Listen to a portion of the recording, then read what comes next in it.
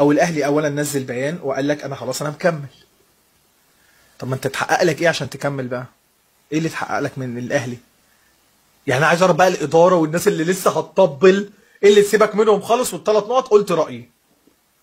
ايه بقى اللي اتحقق لي بقى من الليله اللي انت عملتها دي؟ يعني ايه اللي استفادوا الاهلي من الليله دي كلها وكابتن محمود الخطيب؟ ان انا ما اتخصمش مني 3 نقط في الاخر. احيه. يعني انا خسرت 3 نقط مجانا ليه؟ عشان احنا بننظف الكره المصريه. طب وخلصت النظافه عشان احنا في العيد نظفت؟ عملت ايه؟ هتنسحب من الدوري عشان ما جالوش حكام اجانب؟ هتنسحب؟ لا هكمل. خدت ايه انت منهم؟ ضمانات ايه بقى؟ مش هيخصموا مني ال3 نقط في الاخر. يعني انت اصلا اتعاقبت اوريدي، بس احنا كمان مش هنخصم لك في الاخر. معلش يا اهلي يلا عشان تنبسط. ما انا في الاخر عملت مشكله انا اللي خسرت فيها. لا جالي حكام اجانب ولا الماتش هيتعاد ولا انا مش هكمل معاهم في المنظومه الفاسده. انا مش فاهم حاجه. انا ما اعرفش الموجه رايحه فين دلوقتي، ما اعرفش مين الناس شايفه القرار صح القرار غلط، شايفه ان احنا طلعنا باقل مكاسب. بس هل ما فانا دلوقتي لما يجي حد يقول لي مثلا انت اتجاملت في الموضوع ده، هقول له الموضوع ده انا عشان انا مش فاهمه، والاهلي ما طلعش ورقه تثبت ان احنا الثلاث نقاط او حاجه في اللائحه.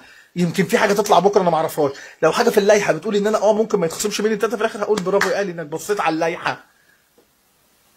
فانا ما اعرفش، انا مش فاهم حاجه. نقلنا الموضوع لاطراف تانية. يعني انا عملت مشكله انا واتحاد الكوره، واتحاد الكوره هو مشكلتي معاه، ورابطه الانديه مشكلتي معاه. فجاه واحده دخلت انديه تانية. ما هو بيراميدز قال لك برضه في بيانه ان بيراميدز برضه نزل بيان، وفي الكلام اللي اتقال قال لك ان السنه اللي فاتت اتطبق على الزمالك. فانا مش هعرف ارد عليهم. انا اسف يا جماعه مش هعرف ارد عليه. لو حد جه كلمني قال لي انت ناديك اتجامل في الموضوع ده، هقول له لا معلش حسن ملفظك اتراضى. تقول لي اتجامل، تقول لي الننوسه، تقول لي الكلام ده، مش هقبله مش هسمعه منك. مشيها اتراضى. مش عارف اعمل، انا مش عارف اقول ايه.